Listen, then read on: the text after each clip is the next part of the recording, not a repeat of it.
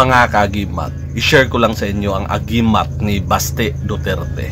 Sa hindi pa nakakilala kay Baste Duterte, mga kaagimat, kasi meron sa taga-ibang bansa, mga foreigner na nanonood sa mga video natin, si Baste Duterte is a son of a former president in the Philippines, Rodrigo Roa Duterte.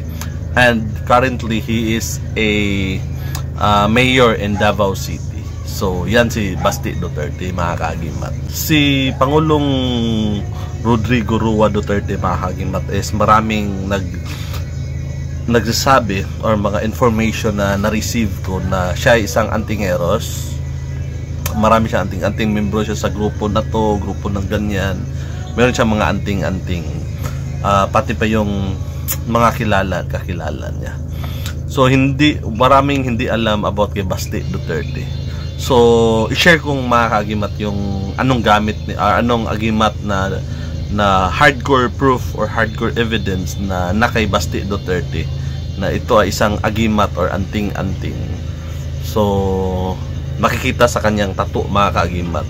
Ito ay explain ko kung anong gamit nito, anong abilidad, anong kapangyarihan sa tattoo ni Baste Duterte, anong agimat na to.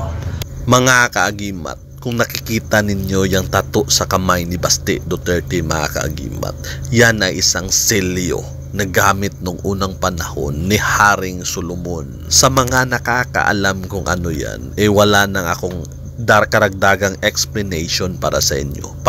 Pero para sa walang alam, explain natin yan kung ano ang gamit niyan. Ang selyo or pentacles na yan, mga kaagimat, ay isang anting-anting nung unang panahon na ginamit ni Haring Solomon.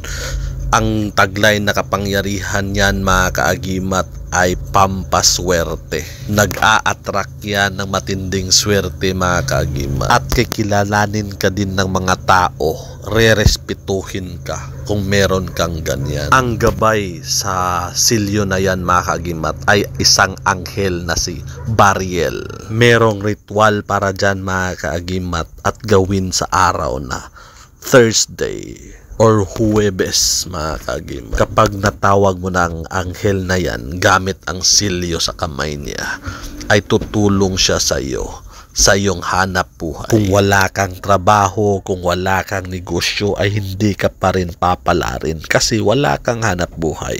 Kailangan pa rin natin magsikap, mga kaagimat, para umasenso at swiswertihin. Kung merong tattoo na ganyan si Baste Duterte, malamang alam niya ang lihim na karunungan, mga kaagimat. May posibilidad, mga kaagimat, na meron talaga siyang agimat at anting-anting at mga orasyon na kaalaman. Hindi lang niya pinapakita sa publiko. Lalo na ang isang politician ay delikado.